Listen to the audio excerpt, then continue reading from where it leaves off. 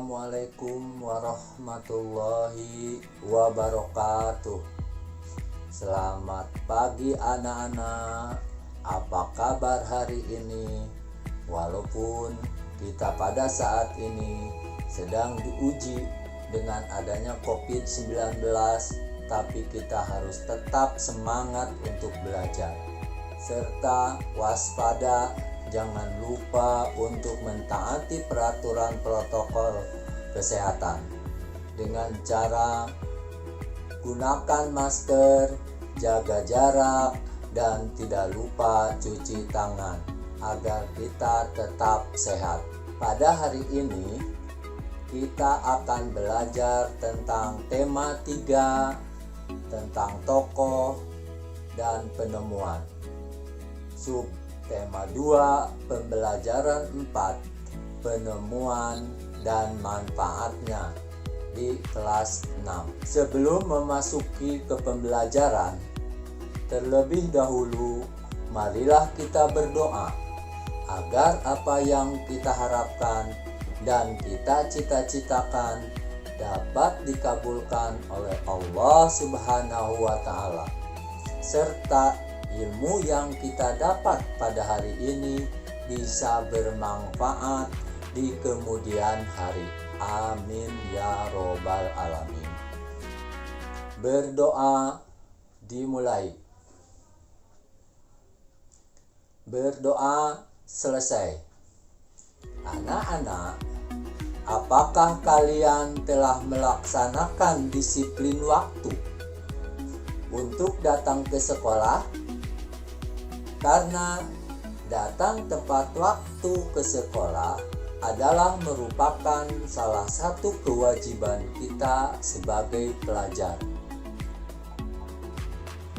Ayo, laksanakan kewajibanmu dengan penuh rasa tanggung jawab.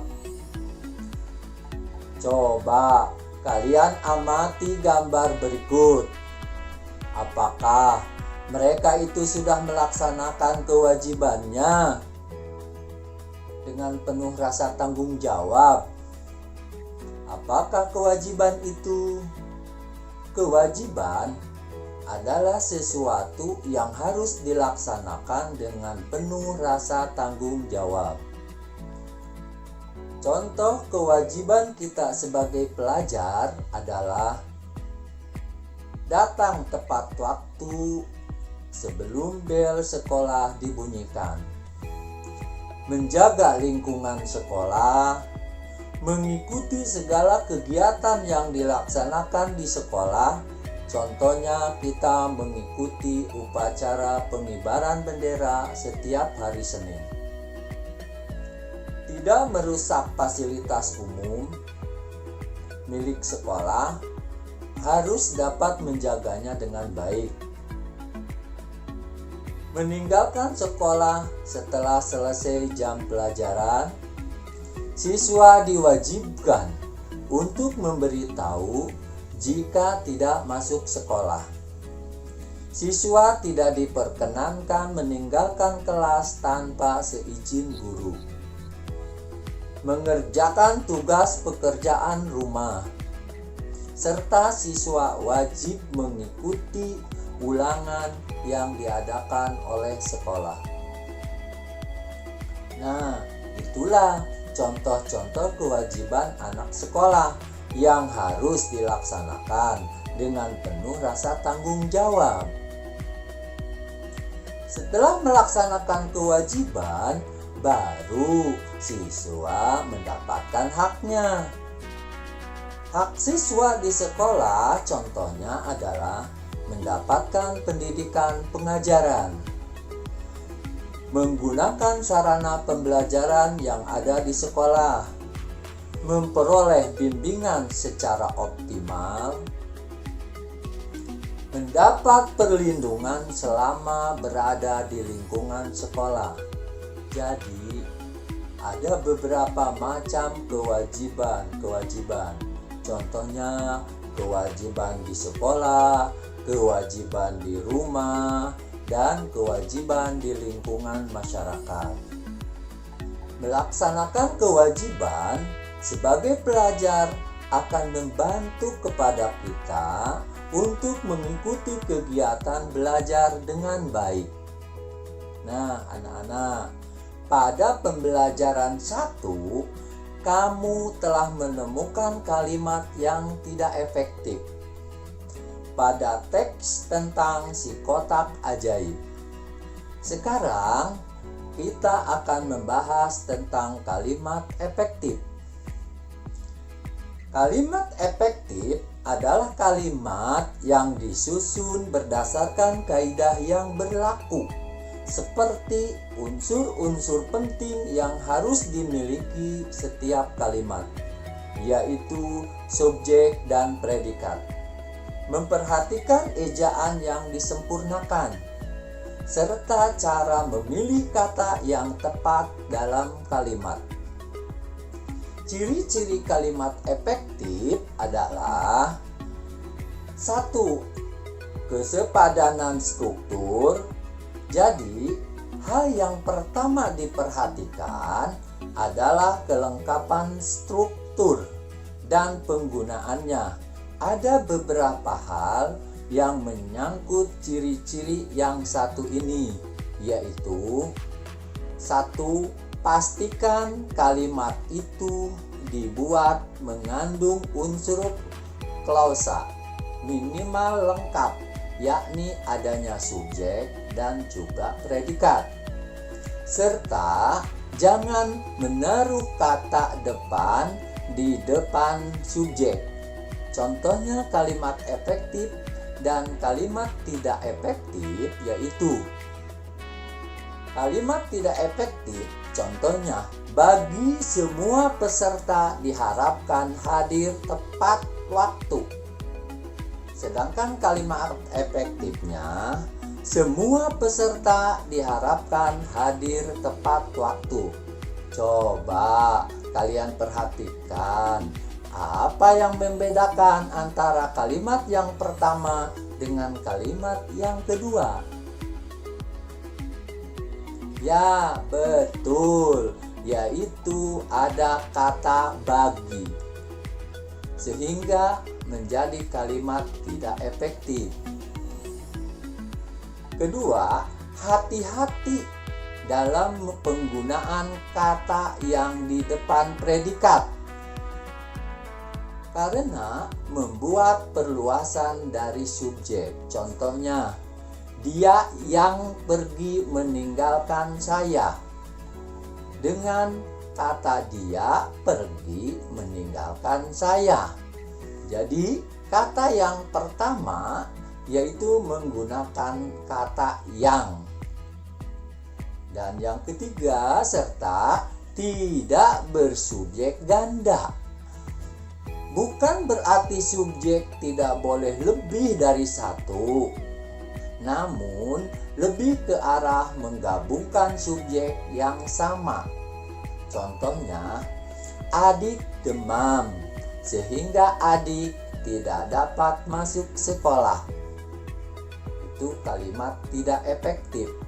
Sedangkan kalimat efektifnya, adik demam, sehingga tidak dapat masuk sekolah.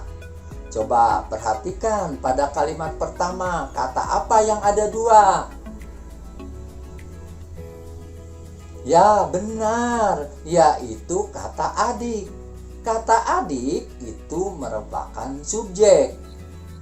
Selanjutnya, kehematan kata.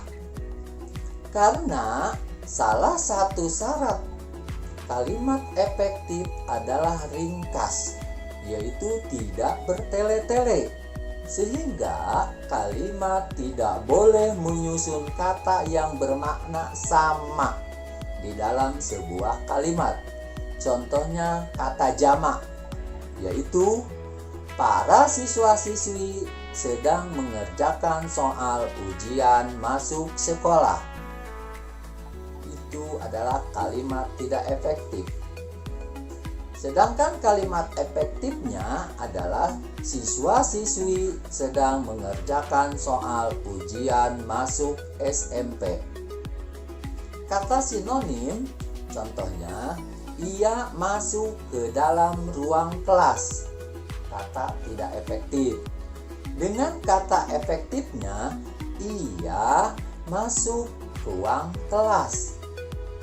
Ketidakefektifan terjadi karena adanya kata masuk dan frase ke dalam. Itu adalah sama-sama menunjukkan arti yang sama. Selanjutnya adalah kesejajaran bentuk. Ciri yang satu ini menyangkut soal imbuhan. Dalam kata yang ada pada kalimat, contohnya, hal yang mesti diperhatikan soal sampah adalah cara membuang, memilah, dan pengolahannya. Itu kalimat tidak efektifnya.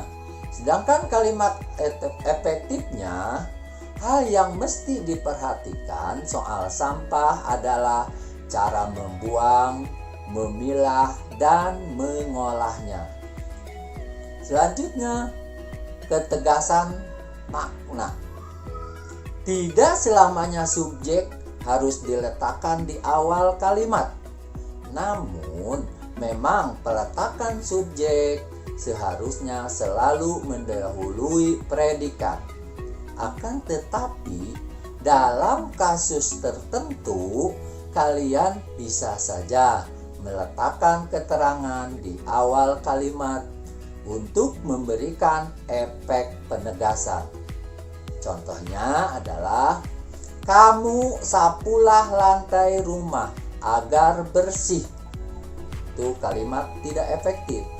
Untuk kalimat efektifnya, sapulah lantai rumahmu agar bersih. Selanjutnya, kelogisan kalimat. Ciri-ciri kalimat efektif terakhir yang amat krusial menyangkut kelogisan kalimat yang kalian buat. Karena itu, buatlah kalimat dengan ide yang mudah dimengerti dan masuk akal. Contohnya, kepada Bapak Kepala Sekolah, waktu dan tempat kami persilahkan. Itu contoh kalimat tidak efektif. Sedangkan contoh kalimat efektifnya adalah, Bapak Kepala Sekolah dipersilahkan menyampaikan pidatonya sekarang. Nah, demikianlah pembelajaran hari ini. Mudah-mudahan dapat bermanfaat. Sebelum ditutup pembelajaran kali ini, Bapak akan memberikan beberapa pertanyaan-pertanyaan, yaitu nomor 1. Apakah pengertian dari kewajiban? Apakah perbedaan antara hak dan kewajiban? Yang ketiga, berikan 3 contoh kewajibanmu di sekolah. Yang keempat, apakah pengertian kalimat efektif? Dan yang kelima, berikan 3 contoh kalimat efektif dan kalimat tidak efektif. Sekian. Terima kasih. Wabillahi taufiq wal hidayah. Wassalamualaikum warahmatullahi wabarakatuh.